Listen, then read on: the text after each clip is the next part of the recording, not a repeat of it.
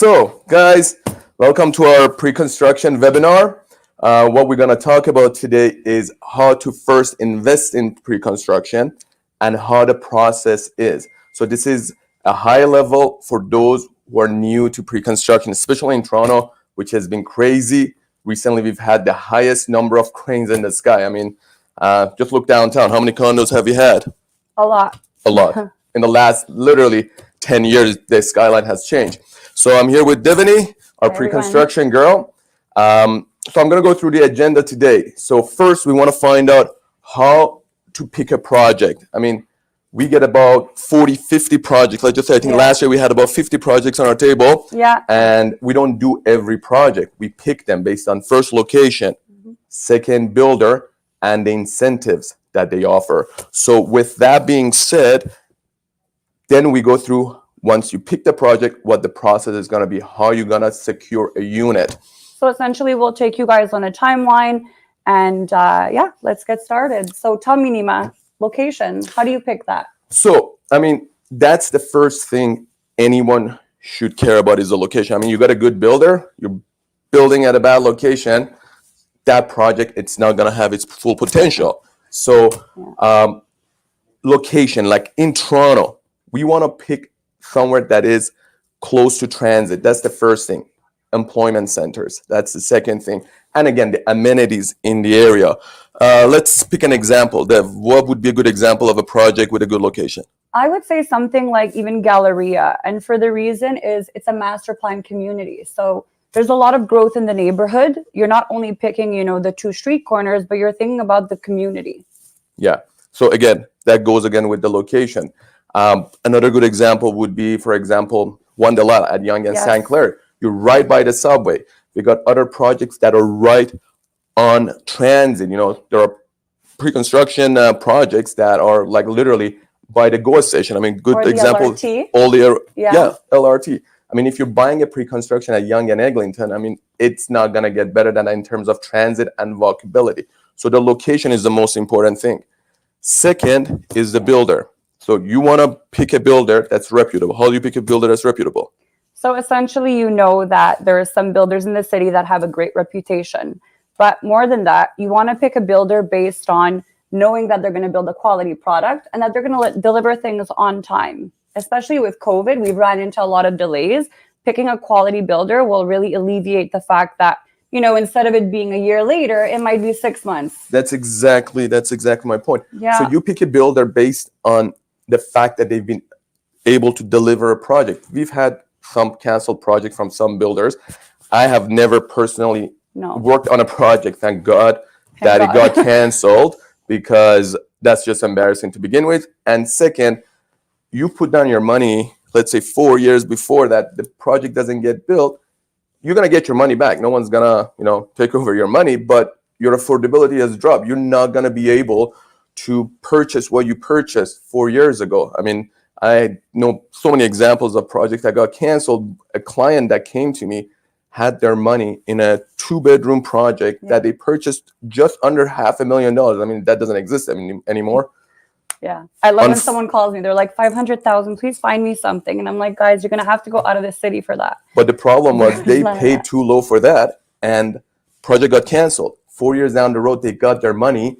And what happened was they couldn't even buy a 1-bedroom with that money. So we want to make sure the builder is going to be able to complete the process. The second most important thing is how many claims have they had under warranty. Where you can check for these is Tarion. Yeah. So maybe we can talk a little bit about what Tarion is. So that is basically an insurance, I would say. It's a new home warranty. Yeah, it's like for new condos and homes. Anything that is being built in Ontario has to be insured under new home warranty. So with that being said, we have to. We're being live. We'll keep it's it all rolling. good. It's fine. So with that being said, new home warranty. Yeah. Let's say you pick a builder. You go on Tarion's website, you put the name there, you're going to be able to see how many claims they've had under their company. So, I mean, you want to pick someone that, has as little as possible. I mean, things happen, but they have to attend to it. So this is why we say picking the right builder is important. I would say we have our favorites, which we're not going to name, but we obviously work with But we the pick best. Yeah, so exactly. We want to make Yeah. sure we're not just working with any new builder that comes up, because first of all, the quality is going to be compromised and they may not even be able to complete the project. With that being said, going to the third one, incentives. That's Yep. one of the biggest factors that we want to pick the project after the first two. So what are some of the incentives we look for? So some of the incentives, and namely there's three that I think are really important to have. One would be the right to lease during occupancy. What that means is you can actually rent out your unit during this time, even though you're not the legal owner. So builder is still the legal owner, right? Yeah. And you're basically renting from them during the occupancy period. And what that means is during this time, you're only paying taxes and maintenance to the builder. You're mortgage free if you decide to attach a mortgage to it. And you're also paying an interest on an unpaid Yes, portion of the balance. So you Yes. pay 20% deposit, on that 80% you're paying an interest, Yeah. which you can figure out what that interest is in the contract. Right. So back to just finishing that up. Yeah. So you're just paying that and you can lease it out. And then you actually have a final closing where you do become the legal owner. So that would be the first one that I would say is very important to have. The second would be the right to assign. So essentially you want to be able to maybe let go. Things change. You're buying, depending on the scale of a project, it could be 5 years Yeah, out. like usually they're about 4 or 5 years out. Right. Things change. So you want to So you have the wanna be able- flexibility. Yeah, you want to be able to just, let it go, sell it. And oftentimes you make a profit that way. It's almost like a business, I would say. Yeah, so it gives you the Yeah. option. It gives you the flexibility, especially for those who are investing. They will have the option if, let's say, 2-3 years down the road, they need their capital back, be able to sign the contract. It's like And- selling paper. Exactly. We're going to get into that probably in another webinar, because that's a whole monster in itself. Yeah. But And then the third and final one that I think is really important is the cap development charges. Nima? that's really important. Yeah, Take so the us through cap that. development charges, that's one of the most important things, especially I would say in the last, again, 7-8 years, that a lot of people that did not cap got hit. We've had clients that they purchased, through other means, not us, because we would always ask for that. Yeah, no. They got hit for, $20,000-$30,000 cap charges, development charges on their closing. So what the development charges are, they're essentially money that on closing you have to pay to the city, for infrastructure, school, fire department, whatever. They have to make facilities for all these people coming to that area. So that's what they charge.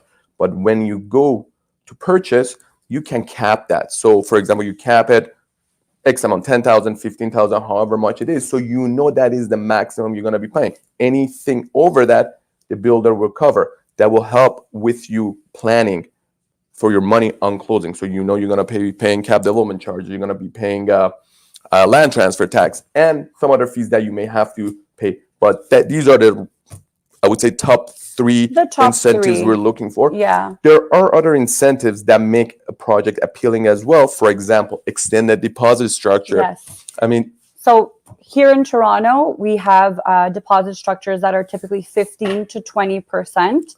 And what's really nice, I think, for people to know is resale versus pre-construction. And again, I'm not going to dive deep into that because that's a whole other category in itself. But one of the appealing reasons to lean towards pre-construction is the fact that you don't need to come up with that 20% conventional right away. You have time, it's spaced out. So depending on, if it's 3 years or 5 years out, that 15 or 20% will be spread out over those 3 to 5 years. Majority of them right now, though, like they used to be 30, usually within a year, maybe year and a half. Some projects extend that out. I mean, right now we have some projects that have extended up to 3 years. Pretty competitive. So which allows you time to save up for that deposit, which will form a good chunk of your down payment. I mean, like if you want to put down 20%, imagine you have a year and a half to save up for that 20%. So keep in mind, one of the really appealing things is you're making money off of 100% of the value of the property using only that 15 or 20% over the 3 to 5 year period. And that, I think, is the money. Yeah, I just stole the punchline. Sorry, Nima. Yeah, that was my punchline. Too bad. So that is actually one of the most appealing things for investing in pre-construction. I mean, where else would you be able to lock down the entire value of an asset with only 15 to 20%? You're buying something at $1 million. And the way it appreciates. Yeah, let's assume the historic average of condos going up by about 6.7% in the last 15, 20 years. Let's just say. On a really bad year. On a very bad year. So let's assume 6%. The project is finishing in 4 years. We're not even compounding it, 24%. So you're putting down, let's assume 20% on $1 million. That's 200,000. After the 4th year, the value has gone up to 1 million to what is that? 40. Someone bring me 240,000. Yeah, 240,000. That's literally, you've put down 200,000. You're up $240,000 on your investment. I mean, where else would you be able to do that? Yeah. So that is one of the key advantages of buying pre-construction, especially for investors. What other incentives do we have? I think those are the main ones. You can reach out to us if you guys want a full list. Yeah, there are small items as well here and there. Sometimes they give a little bit of a cashback on closing, upgrades and whatnot. But those are not the deciding factor. The deciding factors were the top 3 that we talked about. I think right now is a good time to talk about how the process works, because a lot of people don't know how the process of securing a unit works, what the platinum, VIP, and I think stages are. We should definitely talk about that. We'll try not to take too much time because we can obviously, get really on tangents. But... So let's talk about the process. So anytime we want to purchase pre-construction, we want to purchase right at the get-go when the project is released. So they talk about platinum stage, VIP stage, that a lot of people don't know about. So platinum stage, when is that? So essentially that is the official first launch. And this is when you want to get in. It's about a week period. So say we launch on a Thursday, we get the prices in hand, we actually get allocations, which we'll talk about a little bit later. But so you get all of that first week, and then you have the signing. Sometimes it's even a few days later. It can be as rushed as that. Exactly, yeah. So the platinum launch is really a 1-week launch, and it's the time where you can get it at the lowest possible pricing. Of the project, yeah. That's the key factor to know. So when you want to get into a project, you want to get in right at the beginning, which is the platinum stage. Yeah. You get the prices and plans. You want to secure the unit right there and then, because as the time goes by, let's say it gets to the VIP stage, which again, sometimes it could be 1 week, sometimes it could be 4 weeks or whatever it is. Usually it's about a couple of weeks till it gets to the next stage. Yeah. But prices will go up. So you want to secure that unit on the first week. Don't get caught up in okay, no, I love this floor plan on this exact floor. I think it's important to really just explain also what that means, because a lot of people, I get calls and people don't understand, okay, you're rushing me to sign, and I mean, we look like cheap salespeople, which is so not the case. This is why we do the webinar, so they know the process. It really is a 1 week. You don't have time to think. Not even 1 week. Sometimes you get the floor plan. You literally have right there, and then you gotta submit it. And a lot of these projects are first come, first serve. So when the floor plan and prices gets released, we literally don't even have the time to go through 3 days of deciding which units we want. We got to submit it right away to get the allocation and reserve the suite you're looking for. And what he means by submit it is we do this by means of a worksheet. Exactly. You're welcome. So what that means is you pick your top 3. Again, that 1 week, it is really a rush, unfortunately. And I'll explain what that, why we rush you. We want to make sure you get the unit that you want. Now you pick your 3 in order, hopefully, that you love all 3 that you pick. I wouldn't want you to pick a unit that you didn't want to end up with. That's not the goal. Yeah. So you pick them and you put them on your worksheet in order of preference. And then we have a little bit of your information. We submit the worksheet. And as Nima mentioned, they're often reviewed in a first come, first serve basis. So you want to make sure that when we get the floor plan, say Wednesday night, and we give it to you, you don't wait till Friday to go and put in your worksheet, because now you have a whole slew of people that are already ahead of you. And a good example is usually people want, let's say, 1 bedroom plus den.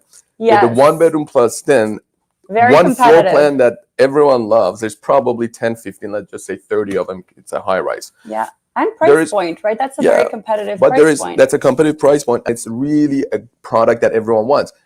Especially investors. Especially investors, yeah. Builders sometimes get 300-400 worksheets just for that one floor plan. This is why we say, you got to have a few other choices just in case you don't get your first choice. We can go to your second choice. Again, remember, you want to buy right at the beginning when they're releasing the units, because that's at the lowest prices. of that project. That's something a lot of people don't know, they don't talk about, is from the first launch till the second, let's just say the VIP launch, a unit could be up anywhere from $10,000 to $50,000 on average. We're talking about easily about 5 to 10% of the price of the unit within a couple of weeks. If you get in, you would have made that money in those, you know, in those timelines. Exactly. I mean, we're talking about making 10% over an entire year, but right now you could easily make about 10% in just a matter of weeks, just for deciding right away and getting in there. And we do get allocations. So sometimes we have units in hand and we can tell our clients, guys, these are guaranteed. You have the price, the unit number, you know exactly what you're purchasing, and you can go and, you know, go that route or submit the worksheet. Now we submit the worksheet, we wait for the allocation if we don't have the ones that you require in hand. The builder will allocate you a unit. How long does it take usually? It depends. You know, it could be 24, 48 hours. It could be right away. Every builder is different. So we do that. We get you the, you know, we get you the allocation. And then at that point, I say, you submit an allocation, Nima. We submit it to the builder. We get the allocation. I say, Nima, we have unit 2B. It's $1,000,001. You know, it's unit 921. Do you want it? And you say, you know what, Davani, I love it. Let's go ahead.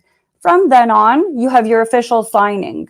You have your signing, and then you submit your first bank draft. So that goes towards the deposit. It's typically 5,000 or 10,000, I would say. Yeah, usually. And then, or you can do more if you're serious. That actually, that's one of the key factors that we tell our clients.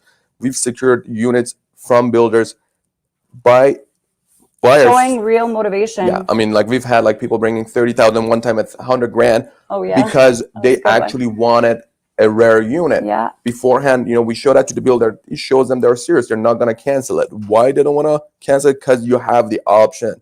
So in Ontario, it's the law. You have 10 days cooling off period.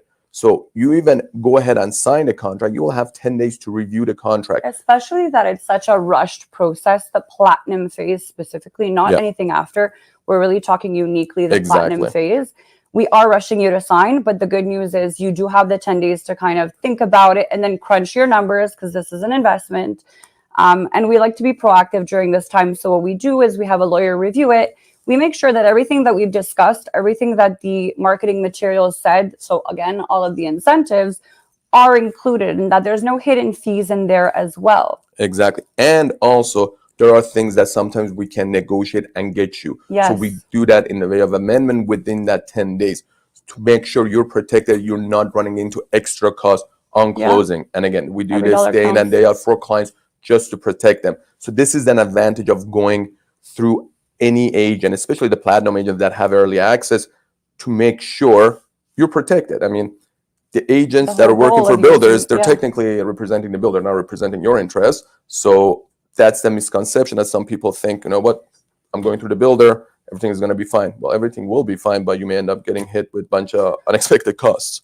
And that is also a difference between the platinum phase. You can't just walk into a sales center. It's not really open to the public at all. You can only get the units from a platinum agent at that point, right? I'll grab your hand, I'll walk you into the office. That's what I do. But we can still do it even after. So so we talked about the allocation. So now we're at... They sign it, so they sign it, so they have the 10 days. So they have the 10 days. And right after it, so let's just say it firms up. So what happens after that? Congratulations.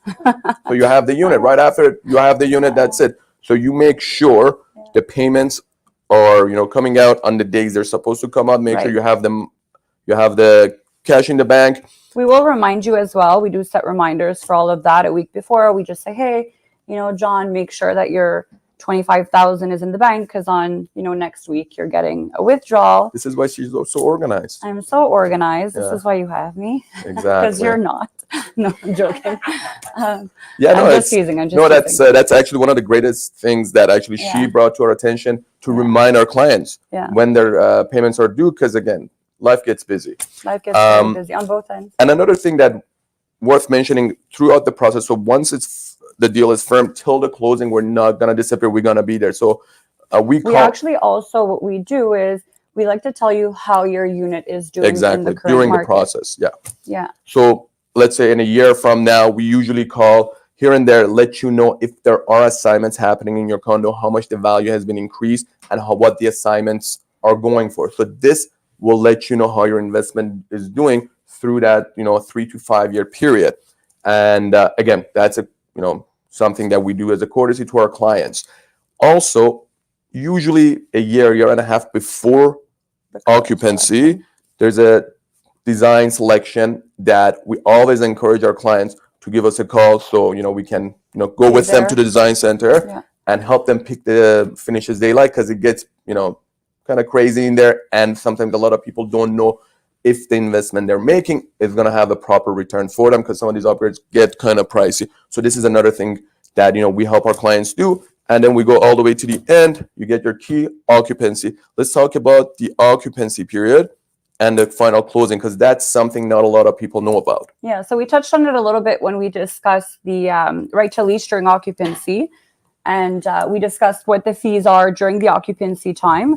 And the main difference, I would say, just to keep it a little bit short, is that you're not the legal owner yet during the occupancy phase, but you can fully live there or rent it out. Pardon? Who is the legal owner? The purchaser. You. No, the builder. Oh, sorry. The builder is during the occupancy, because you still don't own it, because you haven't gotten a mortgage to close it. The reason we call it an occupancy period, because your unit is ready. You have the keys, you can go inside, but the building hasn't been registered. So a lot of people they get the keys, they go in, hallways are not done, lobbies not done, amenities are not finished. You go in, you pay that occupancy fee that we said, it's like a rent to the builder, till everything gets finished, building gets registered with the city, then your mortgage can kick in, you get title, you get possession, then you're a legal owner. Then you're the legal owner. Exactly. Yeah. So I think this would essentially pretty much wraps it up. Conclude an overview of how the pre-construction process works. So right now, make sure actually subscribe to our channel, because we're going to be coming up with more webinars and more content for people to enjoy this. Yes. Yeah. And any questions, let us know. Jazz, you got any questions back there? What happens if what happens to your deposits if the project gets canceled? So what happens to your deposit when a project gets canceled? So all the deposits that you pay sits in a lawyer's trust account. So it doesn't go to the builder. This is for pre-construction condos.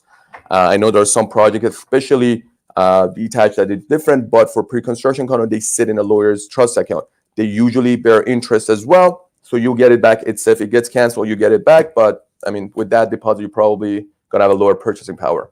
Is there a difference in cost when it comes to lower floors, mid floors, and higher floors? So essentially, he wants to know if there's any floor premiums. So is there any cost difference between purchasing a lower floor, middle, or higher? So lower floors tend to be cheaper. Each floor that it goes up, you've got to pay a premium.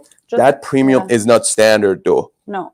And just to touch on that, not only floors have premiums. So you have views that have premiums. And you have exposures that have premiums. And what exposures are is like south. South is something that is very desirable due to sun, due to views most often, the way the elevation, I was going to say escalation, the way the elevation of the city is. But we had projects that the south was actually cheaper. Because on the south side, there was a condo that was blocking the view. So when you pass that building, let's say on the 20th or whatever floor it was, suddenly the floor premium jumps drastically. So sometimes, each floor goes up, as an example, $1,500, $2,000.